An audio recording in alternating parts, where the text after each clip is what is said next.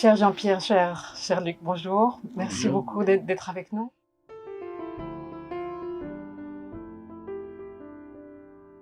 Qu'elle soit arrivée, elle est arrivée, c'est Émilie qui est arrivée, c'est pas Rosetta. Et tout le travail de casting, si je puis dire. Et puis là, on en a reçu quand même beaucoup de jeunes filles. Et puis petit à petit, on en a vu de moins en moins. Et je pense qu'assez rapidement, Émilie nous semblait la plus apte à devenir Rosetta. Mais c'est Émilie qui est arrivée. Et tout le travail de casting, c'est de voir si Émilie peut aussi devenir à un moment donné Rosetta. Voilà. Et c'est vrai que ce jour-là, elle était arrivée, c'est la première ou seconde fois, je ne sais plus, et que elle est sortie, le rimel avait un peu coulé sur son visage et tout. Elle n'avait pas pris la peine, en sortant de la salle, elle n'avait pas pris la peine de remettre ses chaussures. Elle est sortie avec son pull sur son bras et dans la main les chaussures. Puis elle a ouvert la porte et sa mère était derrière la porte. Qu'est-ce qu'ils t'ont fait? Rien, on a beaucoup travaillé. Toutes les jeunes filles qui viennent, elles viennent comme elles sont. Nous, on ne va pas juger quelqu'un compensé, pas semelle compensée, Oui, pas compensée, oui. cheveux teint, pas teint, tout ça. On verra bien plus tard ce que deviendra l'actrice quand elle tournera pour nous. Mais tout le monde est le bienvenu comme il se présente, quoi, selon ce qu'elle pense de sa tenue. Mais Émilie, oui, elle était maquillée, coiffée aussi. Oui. Une jeune fille de son époque, de son âge, et elle allait dans danser, le vent, quoi. Et elle dansait à Poperinghe. Elle aimait danser dans les dancing près de la France, près de la frontière française. Elle était magnifique, elle a vraiment travaillé. On avait fait 2 scènes et la première scène, c'était plutôt elle marche et puis on l'appelle. Rosetta, elle se retourne et on voit comment elle se retourne, comment son visage apparaît à la caméra. Et puis alors après une scène plus dure avec sa mère, interprétée par Jean-Pierre ou par moi, je me souviens plus. Enfin bon, elle était formidable dans les 2 scènes. On sentait une énergie, une voix déjà qui était du côté du ventre et pas du côté de la tête. Donc ça, c'était déjà des points positifs, quoi, pour nous. C'était en fait la même énergie de votre personnage. Oui, elle avait ça en elle. Parce que si quelqu'un, il n'y a rien à faire, elle a amené aussi ce qu'elle était elle. C'est une Rosetta, c'est Émilie Rosetta. Donc chaque comédien amène aussi ce qu'il est. Mais c'est vrai qu'elle avait en elle cette énergie, cette volonté de Rosetta, ce côté. Oui, c'est une fille comme ça, Émilie. Et comme le tournage avait un peu ce côté aussi épreuve athlétique, donc elle s'est bien amusée, je crois. Mais nous, on savait qu'elle était capable, parce qu'on l'a vu arriver au début, et on a vu comment elle travaillait. Oui. On savait que c'était une grande actrice. Et elle nous avait dit, parce qu'on demandait aux candidates de nous écrire une petite lettre en même temps qu'une photo. Dans une photo, il y avait une petite lettre. Et elle avait mis « Je veux devenir une grande parmi les grandes ». Naïf, elle disait. Quand elle a le prix à Cannes, qu'elle monte sur scène, nous on la voit s'éloigner de dos, là, c'était plus le dos de Rosetta, c'était le dos d'Émilie.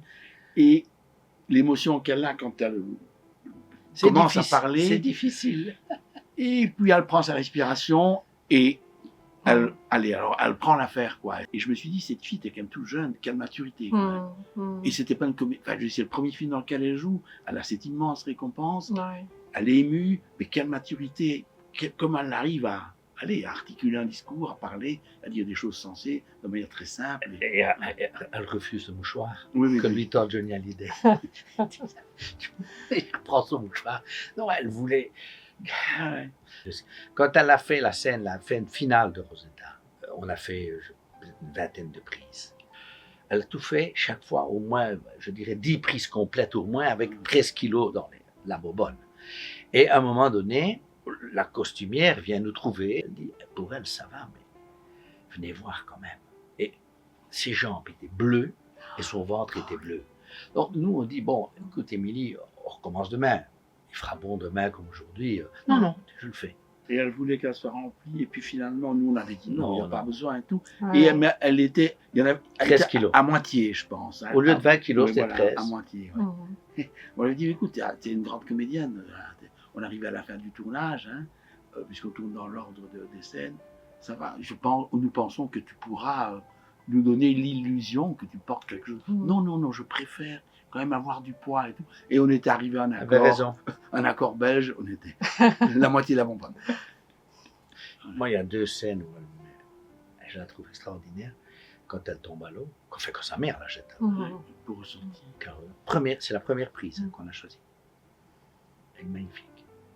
Elle doit en même temps faire croire qu'il y a de la vase. Mais Ouais, ça, ouais, Pas ouais. à ce point-là. Ouais, donc il y a ouais. des hommes grenouilles en dessous qui la retiennent par les jambes. Elle doit enlever ses bottes. En même temps, reculer, parce que si elle tombe trop près du bord, on n'y croit pas. Mhm. Mhm. Donc, quand elle sait que la caméra fait le mouvement sur sa mère, Elle doit. elle doit s'éloigner le plus loin possible dans l'eau, dans l'étang. Mhm. Et donc, elle a dû faire ça, et puis elle sent la caméra revenir, elle doit rejouer.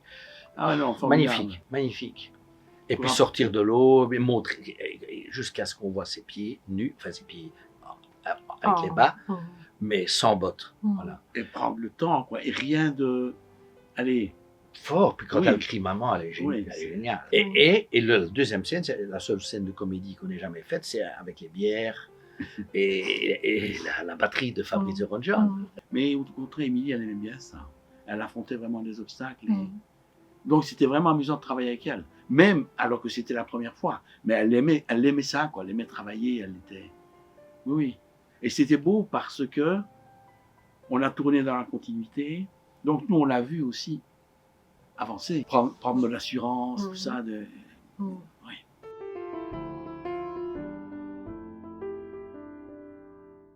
Donc, Mhm. la promesse avait déjà bien préparé le terrain, Ouais. c'est-à-dire la quinzaine de réalisateurs. Mais c'est sûr qu'avec la Palme d'Or, c'est un peu différent. Mhm. C'est que là, on avait confirmé quelque part. La promesse, c'était pas un hasard Mhm. qu'on ait réussi le film. Qu'on l'aime, qu'on n'aime pas, bon voilà, le film il est là et on le voit encore aujourd'hui, il sort encore aujourd'hui. Rosetta confirmé, mais c'est vrai que pour nous, bon, ben voilà, on avait la Palme d'Or. Et il y avait quand même des noms illustres qu'il avait eu avant nous, donc ça pèse un peu. Mais moi, je dois dire, j'avais peur de ça, mais non, j'étais content. Ça a confirmé. Mhm. Allez, on continue. Ouais. Parce que Ouais, ouais. quand on vient avec la promesse, on se dit qu'est-ce qu'on va faire là avec ce gamin, le père qui exploite les immigrés, tout ça dans des lieux pas très salubres. Puis là, on vient avec une fille qui vit dans une caravane avec sa mère qui est alcoolique, qui n'a pas de travail. Et sa mère la jette à l'eau. On dit, est-ce que ça va intéresser les gens? Ça avait heureusement intéressé le sélectionneur, M. Mhm. Jacob. Mais quand même, c'était... Et que, voilà, on s'est dit non, c'est que les gens s'intéressent, on peut parler de ces gens, on peut mettre au centre de notre écran des gens qui sont dehors. Les gens s'y intéressent. Et ils s'intéressent à la manière dont on les filme. C'est, bon, et on s'est moqué de nous, évidemment, c'était drôle. Le plus drôle, ça a été Chabrol. Hein. Ouais.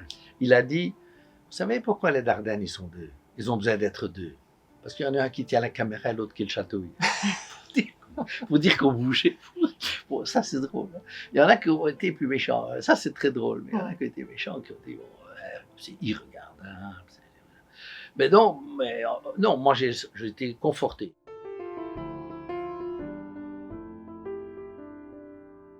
Ça, elle nous le disait elle-même. Elle disait, je suis encore Rosetta pour vous. Donc on avait dit, mais voilà, on retournerait bien avec toi et tout, mais pas pour faire la mère d'une Rosetta ou quelque chose de tout à fait différent.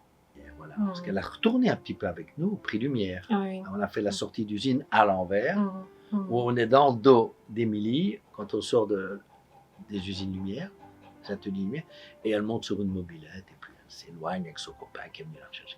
Donc je sais pas, je pense qu'on l'aurait fait peut-être. Oui, je pense. Hein. Enfin, en tous les cas, on n'avait pas fermé. On avait dit, oui, tu as raison, mais il faut qu'on oublie Rosetta, c'est vrai, on n'y arrive pas encore. Elle, c'était tout son problème d'ailleurs, hein, à Cannes. Il ne faut pas qu'on croie que je suis Rosetta. Moi. Donc là, pas de basket, pas de semelle compensée comme ça qu'on met pour sortir dans les banlieues. Beaucoup de sophistication. Beaucoup de romplogs, d'élégance. c'est Lanvin qui l'a habillé. Déjà, pour aller dans l'avion, pour aller à Cannes, c'était déjà son idée. on va me voir, il ne faut pas. Il faut qu'on voit que je ne suis pas Rosetta. Mhm. Il y a eu beaucoup de rôles, allez, il y a quand même pas mal de rôles féminins principaux dans nos films. Mhm. Et elle avait raison, Émilie. C'est nous qui n'arrivions pas à dissocier Émilie de Rosetta, parce qu'elle aurait pu le faire aussi. Objectivement, je veux dire, elle avait le talent, Oui. et c'était différent de Rosetta. Mais je sais pas, pour nous, on n'est pas arrivé à... Vous l'auriez pas vu à la place de Marion Cotillard ou à la Mais place de... on aurait pu, Oui. mais Ou c'est à la marrant. place de Sonia, Mhm. Oui, ou le docteur Jenny. ou Dr. Jenny. Ouais. Et c'est drôle, on n'a Pas Lorna, ça elle pouvait Non. pas, parce qu'il y en a. Enfin, il y a- on n'est pas arrivé à... Son rôle préféré, quand on lui dit, mais on discutait comme ça quand on mangeait, etc. Mais c'est quoi ton rêve? Moi, c'est de jouer Madame Sans-Gêne. Donc peut-être qu'on attendait de faire une comédie pour travailler avec elle. Ouais. Là. Elle nous aurait peut-être poussé à en faire une. Ouais, ouais.